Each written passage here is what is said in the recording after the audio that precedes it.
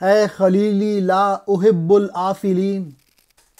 انبیاء کے واسطے حق الیقین، وہ خدائے لم یزل کی روشنی، اس کے دل میں آرزو ملت کی تھی۔ دیدہ بیدار وہ قلب ملول، وہ پیام طاہرہ بیتی نہ بھول۔ دشت ویراں میں وہی ساکن رہا، اس نے بیت اللہ کی ڈالی بنا۔ طب علینا نے کھلایا گلستاں، اس سے اپنا لہلایا گلستاں۔ پہلے حق نے صرف تن پیدا کیا، پھر رسالت سے اسے جان کی عطا۔ ہم کے پہلے حرف بے آواز تھے، اس طرح سے مصرع موضوع بنے۔ ہے رسالت اپنی تکوین کی بنا، ہے رسالت دین و آئین کی بنا، بس رسالت ہی سے ہم واحد بنے۔ جزو و لا ینفک ہیں سب ایک ایک کے۔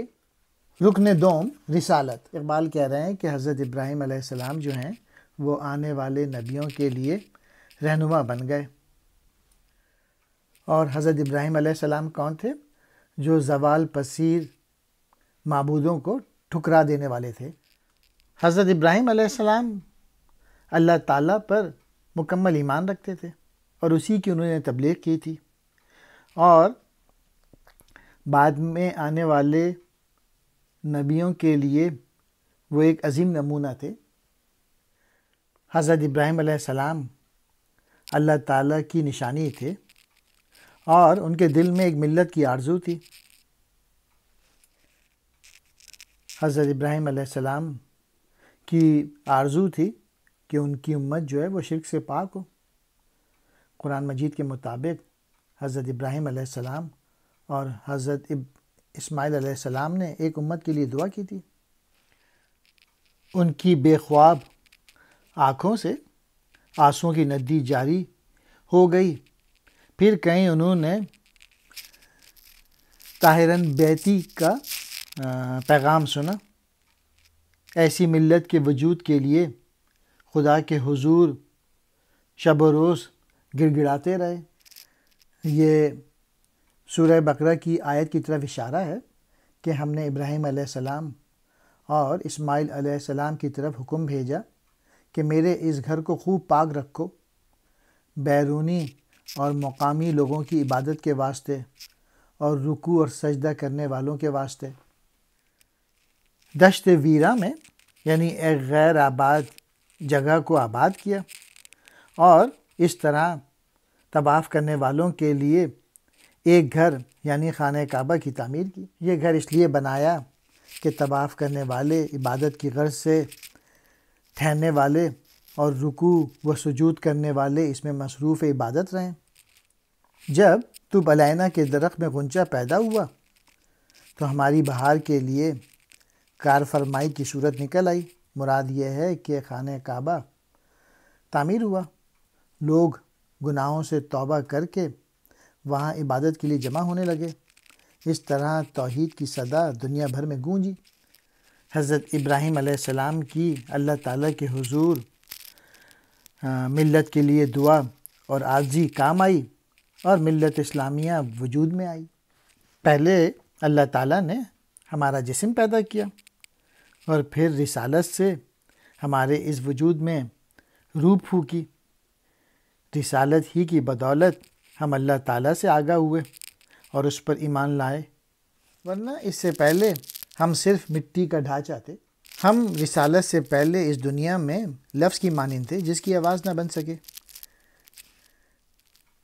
اور رسالت ہی سے دنیا میں ہماری تکوین ہوئی، اور رسالت ہی سے ہمارا دین و آئین ہے، اور رسالت ہی کی وجہ سے ہم لاکھوں کروڑوں افراد ایک وحدت کی صورت اختیار کر گئے، اور ہمارا جزو ایک ایسا جزو ہے جو الگ نہیں کیا جا سکتا۔ رسالت، نبوت، پیغمبری کو کہتے ہیں۔ تکوین پیدا کرنا، وجود میں لانا۔ جزو لا ینفک، ایسا جز جو الگ نہ ہو سکے۔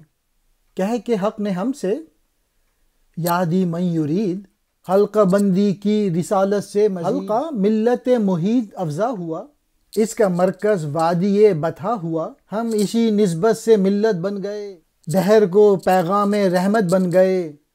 بحر سے ہوتے ہیں جب مائل بے اوج، رہتے ہیں مربوط ہم سب مثل موج، زیر دیوار حرم ہو کر دلیر، گونجتے ہیں جس طرح جنگل میں شیر، بات یہ دل میں تیرے اترے اگر، ہو رسا صدیق اکبر تک نظر، قوت قلب و جگر ہوگا رسول، حق سے بھی محبوب تر ہوگا رسول، اس کا قرآن زور و قوت کی نوید، اس کی حکمت ہے ہمیں حبل الورید، یہدی من یرید، جسے چاہتا ہے ہدایت دیتا ہے۔ اللہ تعالیٰ جس کی شان یہ ہے، جسے چاہتا ہے کامیابی کی راہ پہ لگا دیتا ہے۔ اللہ تعالیٰ نے ہمارے ارد گرد رسالت کا حلقہ کھینچ دیا، یعنی ہم سب کو رسالت کے ذریعے جوڑ دیا۔ یہ ایسا حلقہ ہے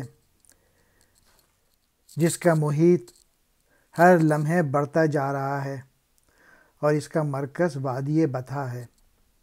ہم رسول اللہ صلی اللہ علیہ وآلہ وسلم کی ذات گرامی کے ساتھ نسبت کی بنا پر ملت و قوم بن گئے اور دنیا والوں کے لیے رحمت کا پیغام ہے۔ ہم رسول اللہ صلی اللہ علیہ وآلہ وسلم کے سمندر سے موج کی طرح اٹھتے ہیں، لیکن خدا کی ہم پر خاص رحمت ہے کہ ہم موج کی طرح بکھر کر نابود نہیں ہوتے۔ رسول اللہ صلی اللہ علیہ وآلہ وسلم کی امت حرم پاک کی پناہ گاہ میں اس طرح نعرے لگا رہی ہے جس طرح شیر جنگل میں دھاڑتا ہے۔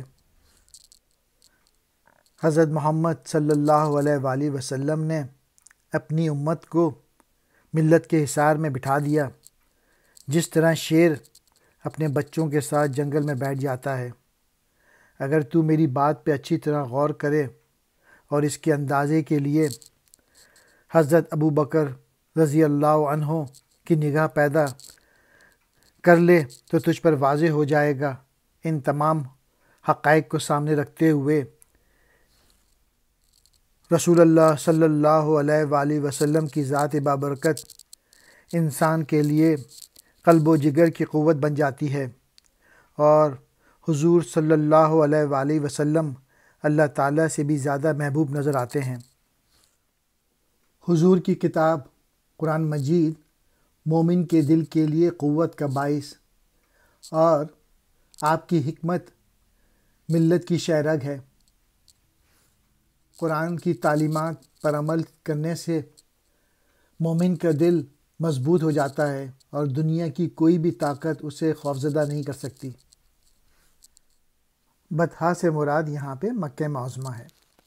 اس کا دامن چھوڑنا ہی موت ہے، باد سرسر جیسے گل کی موت ہے، قوم اس کے دم سے صورت یاب ہے، یہ سحر وہ مہر عالم تاب ہے، فرد حق سے ملت اس سے زندہ ہے، اس کے مہر فیض سے تابندہ ہے، بس اسی سے ہم نوا ہم ہو گئے، ہم نفس ہم مداح ہم ہو گئے، باہمی کثرت میں ہے وحدت کی شکل، پختگی وحدت کی ہے ملت کی شکل، زندہ وحدت سے ہے کثرت قوم کی، دین فطرت سے ہے وحدت قوم کی، دین فطرت کو نبی سے سیکھ کر ہم چراغ راہ حق ہیں سر بسر، اس گوہر کا ہے وہی مواج یم، ہم جو یکجا ہیں اسی کا ہے کرم، جب تک اس وحدت کی ملت ہے امیں، اپنی ہستی بھی ابد کے ہے قرین۔ نبی کا دامن ہاتھ سے چھوڑنا ایسا ہی ہے جیسے مر جانا ہے، اور پھر اس کی مثال پھول کی دی ہے اقبال نے، یعنی پھول جو ہے موسم خزاں میں افسردہ ہو کر ختم ہو جاتا ہے۔ قوم نے صرف رسول اللہ صلی اللہ علیہ وآلہ وسلم کے دم سے زندگی پائی۔ مسلمانوں کی جو صبح ہے اسی آفتاب کی وجہ سے منور ہے۔ افراد اللہ تعالیٰ کے حکم سے زندہ رہتے ہیں، قوم کی زندگی رسول اللہ صلی اللہ علیہ وآلہ وسلم پر موقوف ہے، یعنی قوم اسی سورج کی کرن سے آب و تاب حاصل کرتی ہے۔ رسول اللہ نے ہم نوا اور ہم کو ہم آہنگ کیا۔ رسالت ہی کی برکت سے ہم ایک دوسرے کے ساتھی، رفیق اور ہمدرد بنے۔ اسی کی برکت سے ہم سب کا نصب العین منزل ایک ہے۔ جب ایک مدعا، ایک مقصد اور ایک نصب العین والے اکٹھے ہو جاتے ہیں تو ان میں وحدت آ جاتی ہے۔ یہی وحدت پختہ اور پائیدار ہو جاتی ہے تو ملت کی شکل اختیار کر لیتی ہے۔ صرف وحدت کے بندھن کی وجہ سے ہم مسلمان زندہ ہیں اور دین فطرت یعنی اسلام پر مبنی ہے یہ وحدت۔ اور ہم لوگوں نے اپنے نبی سے دین فطرت سیکھا اور اللہ کے راستے میں مشعل روشن کر کے کھڑے ہو گئے۔ یہ وحدت کا راز ہے کہ ایک موتی ہے جو رسول اللہ صلی اللہ علیہ وآلہ وسلم کے بے پایاں سمندر سے نکلا۔ ہم یکجاں ہیں تو یہ حضور صلی اللہ علیہ وآلہ وسلم ہی کا احسان ہے۔ اگر وحدت کا یہ رشتہ ہمارے ہاتھ سے نہیں چھوٹے گا تو ہماری حیثیت بحیثیت ملت و قوم باقی رہے گی۔ ہم نفس کہتے ہیں اکٹھے سانس لینے والے دوست ساتھی، ہم مدعا جن کا مقصد ہی ایک ہو۔ کثرت ہم مدعا ایک ہی مقصد رکھنے والوں کی کثرت۔ وحدت کہتے ہیں ایک ہو جانے کی صورت، پختہ کہتے ہیں مضبوط کو، گوہر کہتے ہیں موتی کو، بحر بے پایاں بے حد وسیع سمندر، ابد کہتے ہیں ہمیشہ کے لیے۔ حق نے جب ہم پر شریعت ختم کی، شان وحدت پر رسالت ختم کی۔ ہم ہیں رونق محفل ایام کی، حد رسالت کی وہ ہم اقوام کی۔ ہم کو جب ساقی گری کا حق ملا، جام میں جو کچھ تھا وہ بھی مل گیا۔ لا نبی بعدی حق کا ہے کرم، اس کرم کے مستحق ٹھہرے ہیں ہم۔ قوم کا سرمایہ قوت ہے یہ، حفظ راز و وحدت ملت ہے یہ۔ حق نے ہر دعوے کو باطل کر دیا، تا ابد اسلام کو دل کر دیا۔ رد غیر اللہ عمل مسلم کا ہے، نعرہ لا قوم آبادی اپنا ہے۔ اللہ تعالیٰ نے ہم پر شریعت ختم کر دی اور ہمارے رسول صلی اللہ علیہ وآلہ وسلم پر رسالت ختم ہو گئی۔ اب زمانے کی مجلس میں رونق ہمارے ہی دم سے رہے گی۔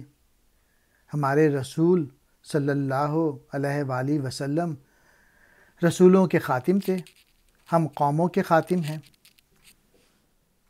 لا نبی بعدی، میرے بعد کوئی نبی نہیں ہوگا۔ رسول اللہ صلی اللہ علیہ وآلہ وسلم کا ارشاد ہے، میرے بعد کوئی نبی نہیں، یہ خدا کا احسان ہے اور یہ دین مصطفیٰ کے ناموس کا پردہ ہے۔ قوم کو قوت ملتی ہے تو رسول اللہ سے، اور ملت وحدت کا راز بھی اسی پاک ذات کی بدولت ہے۔ اللہ تعالیٰ نے ہر دعوے کا نقش مٹایا اور اسلام کا شیرازہ ابد تک کے لیے باندھ دیا۔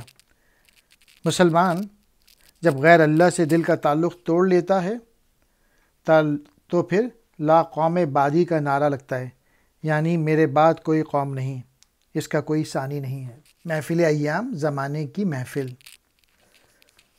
سرمایہ قوت، قوت و طاقت کی دولت۔ حفظ کہتے ہیں تحفظ کو، حفاظت کو۔ تا ابد، ہمیشہ کے لیے۔ غیر اللہ باطل قوتیں۔